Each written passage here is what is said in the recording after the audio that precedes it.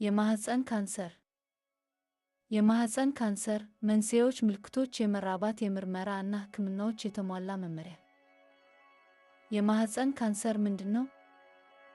የማህፀን ነቀርሳ የሚጀምረው በእንቁላል ውስጥ ነው። እንቁላሎችን የሚያመነጩ የሴቷ የመራቢያ እጢዎች ብዙውን ጊዜ ዝምተኛ ገዳይ ተብሎ ይጠራል፣ ምክንያቱም እስከሚቀጥለው ደረጃዎች ድረስ ሳይታወቅ ሊያድግ ይችላል።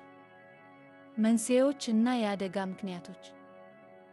ዕድሜ ከ50 በላይ በሆኑ ሴቶች ላይ በጣም የተለመደ ነው። የቤተሰብ ታሪክ፣ በተለይም ብረትያ 1 ወይም ብረትያ 2 የጂን ሚውቴሽን። ኢንዶሜትሪዮሲስ፣ ቀደምት የወር አበባ ወይም ዘግይቶ ማረት። ልጆች አለመኖራቸው ወይም የወሊድ ህክምናዎች ትንሽ አደጋን ሊጨምሩ ይችላሉ። ሊታዩ የሚገባቸው ምልክቶች እነዚህ ስውር ግን ቋሚ ናቸው።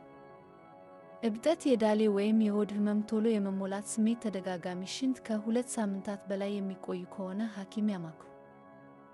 የመራባት እና የማህፀን ካንሰር። መራባት በካንሰር በራሱ ወይም በህክምና ሊጎዳ ይችላል።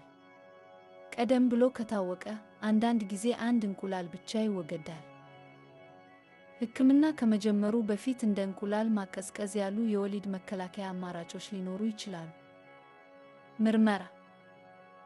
አንድ ነጠላ ምርመራ የለም፣ ነገር ግን ዶክተሮች የሚከተሉትን ይጠቀማሉ።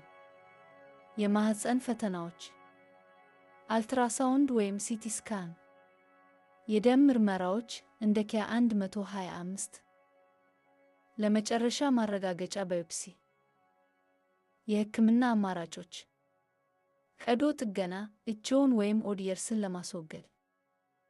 ኪሞቴራፒ፣ የካንሰር ህዋሳትን ለመግደል።